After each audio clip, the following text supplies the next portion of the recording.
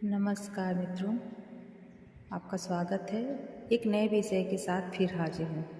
सांसारिक गड़बड़ मिटाने के लिए और साथ ही आत्मिक शक्ति का विकास करने के लिए महापुरुषों की शरण ग्रहण करना चाहिए।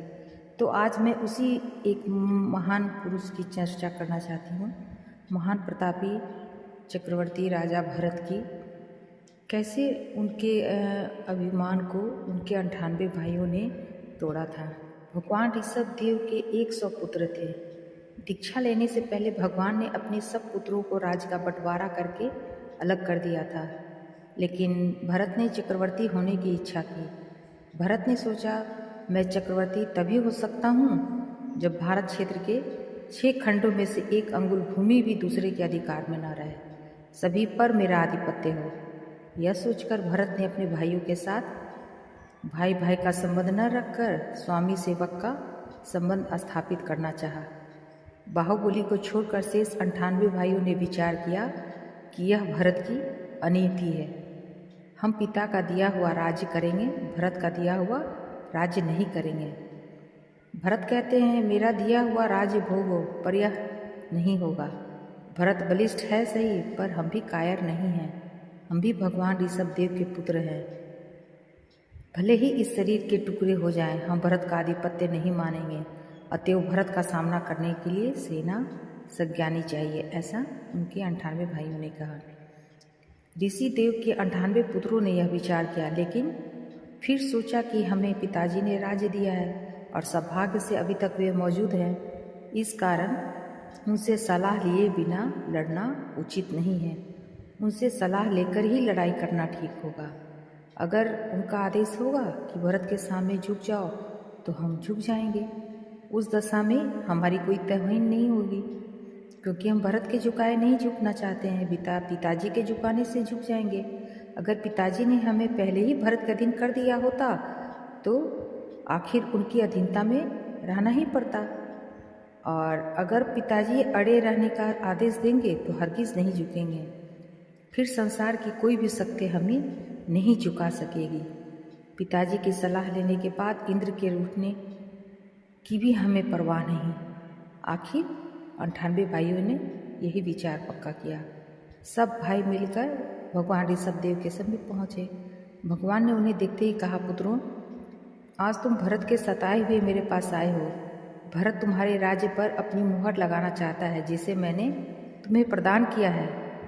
वह अब भाई भाई के बदले स्वामी सेवक का संबंध स्थापित करना चाहता है। लेकिन मैंने तुम्हारे भीतर जो स्वाधीनता की भावना भरी है, उसे कहाँ निकाल फेंकोगे? क्या तुम सब भरत के गुलाम होकर रहोगे? भरत के अधीन होकर रहना तुम्हें बुरा लगे, यह स्वाभाविक है। लेकिन राज्य का अधिकारी होकर भी क्या कोई स्वाधीन रह सकता है? राज्य का अधिपति भी अगर स्वाधीन होता, तो मैं ही क्यों राज्य त्यागता?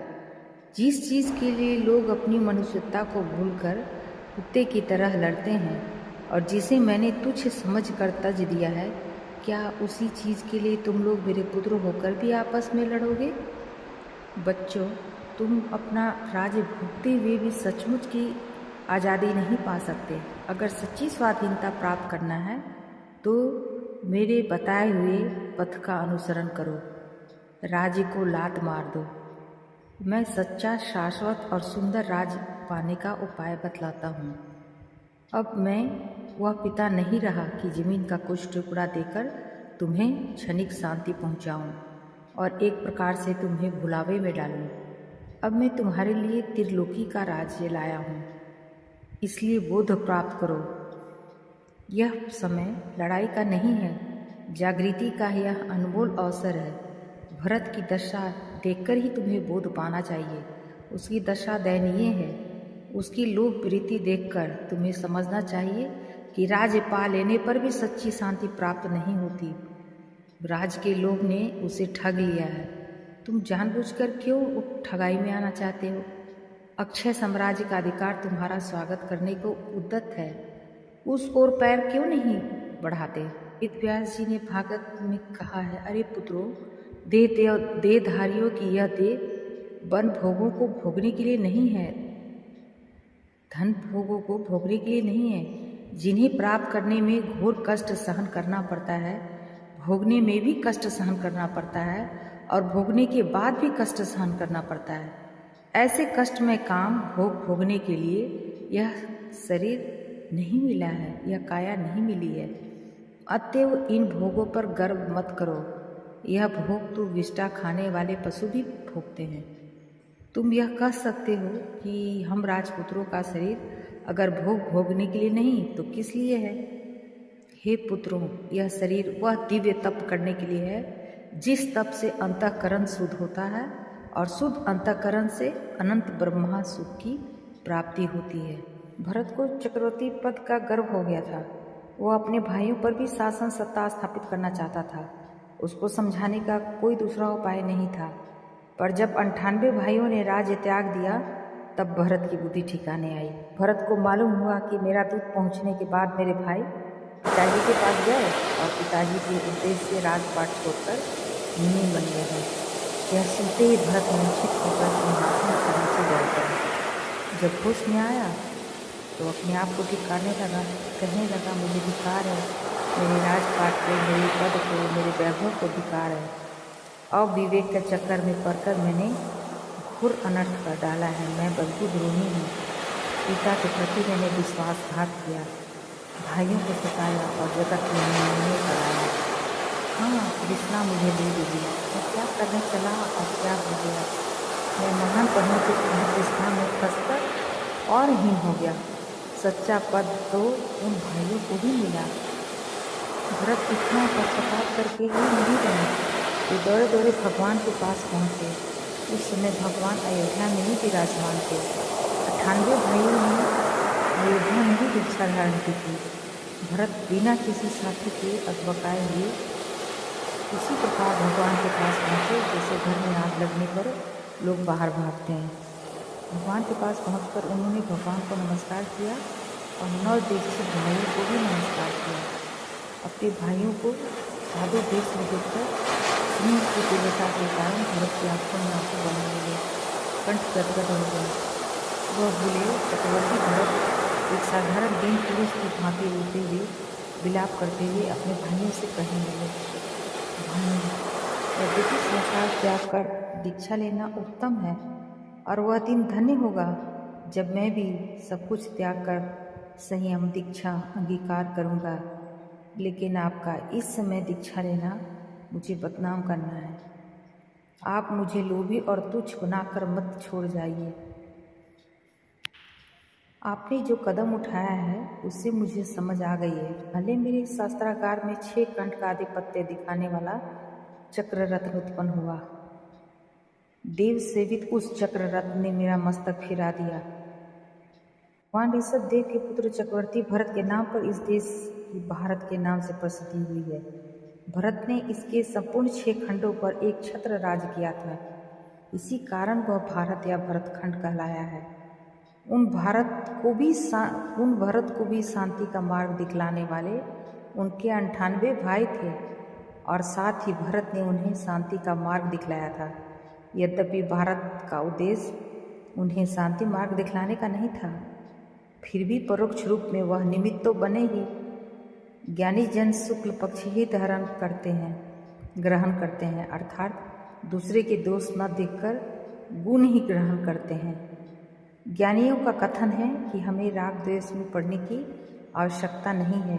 जिससे आत्मा का उत्थान हो वह सब वस्तु हितकारक है और जो अहितकर है वही बुरी है।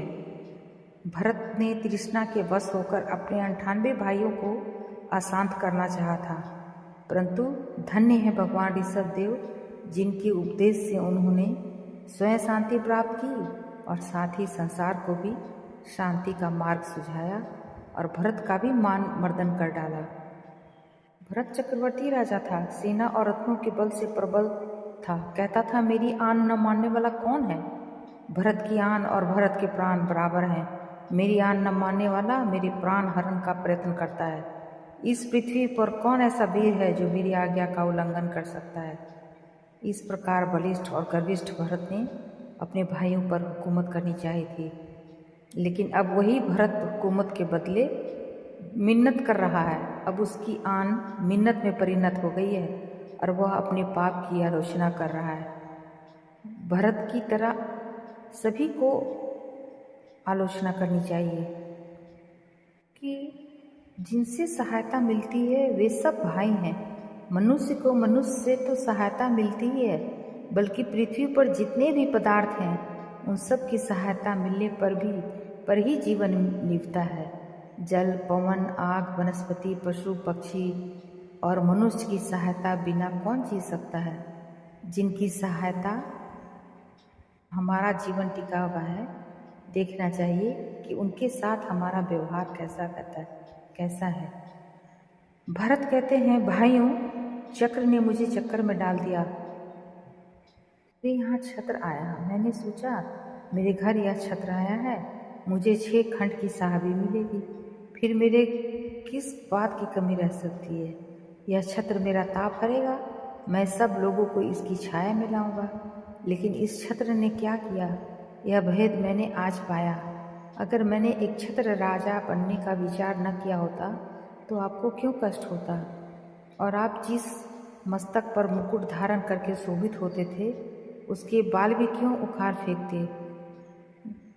यह सब इसी छत्र की बदौलत हुआ। जिस छत्र ने मेरे भाइयों को इस स्थिति में पहुंचा दिया, वह छत्र मेरे किस काम का। छतरी तो आप भी लगाते हैं, आपकी छतरी में भरत के छत्र की कोई करामात तो नहीं है, फिर भी उस छतरी के पीछे अपने भाइयों को सताने का इरादा तो नहीं करते हैं। राजा भरत के भंडार में मणि रत्न उत्पन्न हुआ था। संसार में उसकी बड़ी महिमा बतलाई गई है। चक्रवर्ती के हाथी के कुंभ पर उसे रख दिया जाए तो चक्रवर्ती के अनेक रूप दिखलाई देने लगते हैं। उसे मस्तक पर रखने से रोग, विष और शस्त्र का प्रभाव नहीं पड़ता। मणि रत्न के इस चमत्कार में असंभव प्रतीति होने वाली कोई बात नहीं है। आज के लोग कुछ इस चमत्कार को भले न माने, पर मणि के तेज प्रताप की कीमत तो आज भी है। भरत कहते हैं, मणि पाकर मैंने बड़ा गर्व अनुभव किया। सोचा मैं एक रूप होकर भी अनेक रूप हो जाता हूँ। मुझ पर विष और शस्त्र आदि का भी कोई असर नहीं हो सकता। मेरे भाई चाहे जितने बलवान हैं, इस मणि के प्रभाव से मैं अवश्य नहीं पाऊँगा। लेकिन अब मुझे विचार आता है कि मणि के कारण उत्पन्न हुए गर्व और अनुभव भाव की बदौलत भाइयों के साथ करना पड़ा। इस तरह जिस मणि के कारण मैं अपमान कर चुका था, उसी मणि ने मुझे गड्ढे में गिरा दिया है। आपके पास ऐसा सोचना चाहिए कि यह उत्तम शरीर पाकर भी मैं अब तक दया, क्षमा, संतोष आदि उत्तम गुण नहीं सीख पाया हूँ। अगर आपने उत्तम शरीर पाकर उसे उत्तम गुणों से विभूषित कर दिया तो आपका बेड़ा पार हो जाएगा, आपका अभिमान बन जाएगा। और मंत्र जानने वाला पुरुष सांप के बीच से प्रभावित नहीं होता, वरन सांप से खेल करता है। उसी तरह धन दौलत आदि संपत्ति सांप को अनित्य समझने वाला भी इससे खेल करता है। वह संपत्ति पाकर गर्व नहीं करता। भरत का कथन सुनकर उनके भाई कहने लगे, इसमें आपका कोई अपराध नहीं है। जिसके पास ऐसे शायद नाम आ जाए उसे गर्व हो जाना, इस पर की बात नहीं। कदाचित हमारे पास ऐसे आए तो कौन कह सकता है कि हम भी ऐसे ही गर्वित होने होते। शस्त्रों से लड़कर शांति प्राप्त करना चाहते हैं, किंतु यह शांति का मार्ग नहीं है। रौ अशांति के अग्रदूत हैं, उनसे शांति भंग होती है, शांति स्थापित नहीं हो सकती। भरत कहते हैं, सेनापति की सलाह पाकर मैंने आपको अपने अधीन करने का संकल्प लिया। इस प्रकार मेरा सेनापति रत्न ही मेरे विषाद का कारण बन गया। इस तरह 98 भाइयों ने साधु बनकर राज्य का त्याग कर चक्रवर्ती भरत का अभिमान तोड़ डाला था। भरत ने अपने सेवकों को हाथी, घोड़े, पालकी आदि सवारियां सजाने का और वस्त्राभूषण ले आने का आदेश दिया।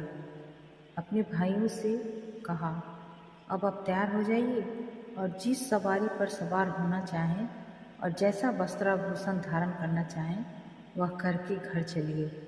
यह सब देख सुनकर ऋषियों मुनियों ने कहा, भरत जी, आपने ठीक कहा है।